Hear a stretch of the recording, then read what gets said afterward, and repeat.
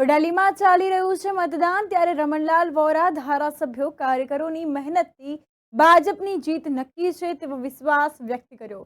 સાબરકાંઠા લોકસભા બેઠક પર ભાજપના ઉમેદવાર શોભના બારૈયાની જીત નક્કી છે, તો ભાજપના કાર્યકરો તનતોડ મહેનત કરી રહ્યા છે ભાજપના ઉમેદવારને વિજય બનાવવા માટે।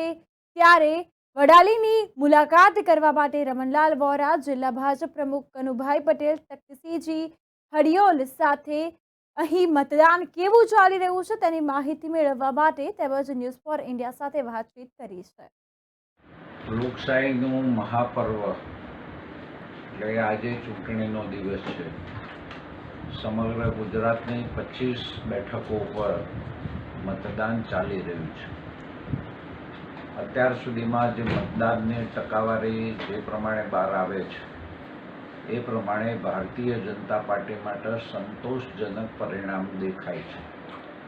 ભારતીય જનતા પાર્ટીના હજારો કાર્યકર્તાઓ લોકોને મતપેટી સુધી લઈ જવાનું કામ કરી રહ્યા છે અને એના કારણે આ મતદાનની ટકાવારી આટલી દેખાય છે। મતદાનની ટકાવારી વધે ઘટે તેથી ભારતીય જનતા પાર્ટીને કોઈ મોટો ફેર પડતો નથી, પરંતુ જનતા જનાર્દનનો ભારતીય જનતા પાર્ટી પ્રત્યેનો અપાર પ્રેમ, આદરણીય નરેન્દ્રભાઈ મોદી સાહેબનું નેતૃત્વ અને ભારતીય જનતા પાર્ટીના કાર્યકર્તાઓનું મહેનત, આ બધું કુલ મળીને સાબરકાંઠા સંસદીય મત વિસ્તારની વાત કરીએ તો આ બેઠક અત્યાર સુધીના પરિણામોના આધારે કહી શકીએ કે આ બેઠક અમે જીતેલા છીએ।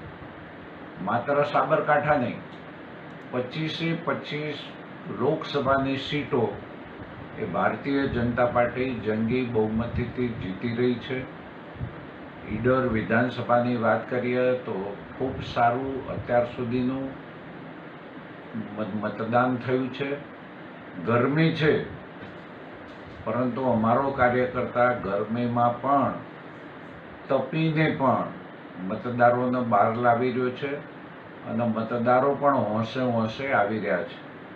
આજે જે પ્રકારના સિનિયર સિટીઝન આવીને મતદાન કરે છે એ અમારા માટે ખુશીની વાત છે અને એટલા માટે મેં કહ્યું કે આ લોકશાહીનું પર્વ અમે ખૂબ સારી રીતે મનાવી રહ્યા છીએ અને એ પર્વના કારણે ભારતીય જનતા પાર્ટીને સમર્થન મળી રહ્યું છે। અમારી જંગી બહુમતીથી જીત થશે એમાં કોઈ બેમત નથી।